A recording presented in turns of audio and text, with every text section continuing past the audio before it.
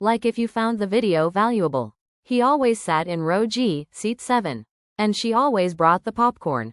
Nina Keller had been working the ticket booth at the Elgin, a rundown vintage cinema, for over 5 years.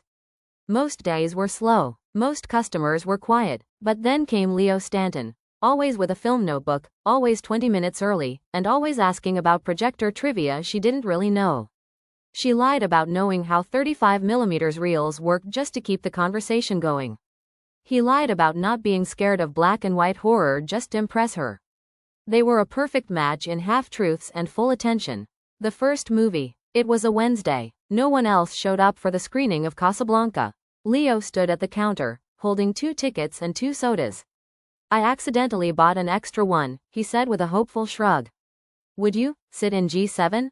For the symmetry. Nina hesitated. Her manager wasn't around. The theater was empty. She said yes. A routine begins. Every Wednesday night, they watched a film together.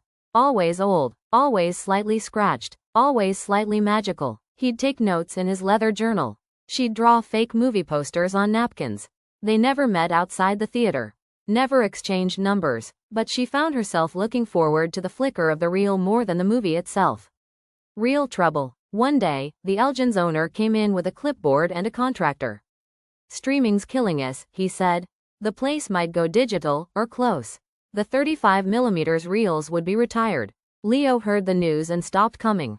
No note, no goodbye, just vanished. The last canister. Weeks passed. Then, while Nina was cleaning the projection room, she found an old reel canister labeled, "For NK Do Not Project."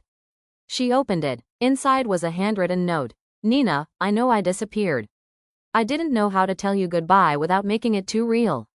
I'm moving to Portland. Film school. I thought I was done chasing that dream, but you reminded me that the stories matter.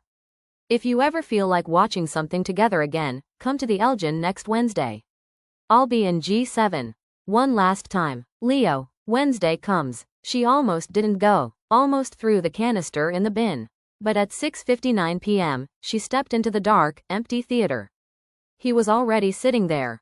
No journal, no notes, just quiet nerves in a wrinkled denim jacket. I thought maybe you'd show, he said, standing.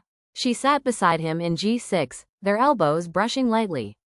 No movie? She asked. I figured we'd talk through this one. The conversation. They didn't talk about movies. They talked about fear, about dreams, about what it means to start over at 30, about leaving and staying, about loving the in-between moments more than the big ones, an ending and a beginning. When the lights came on, they sat there another 10 minutes. Then she reached into her jacket, pulled out a napkin with a little poster sketch. Real love, 2 people, 1 last screening. He smiled. I hate goodbyes, she whispered. Then let's make it an intermission, he replied. Epilogue, rewind. Years later, they turned the Elgin into a film cafe. They kept the reel-to-reel projector.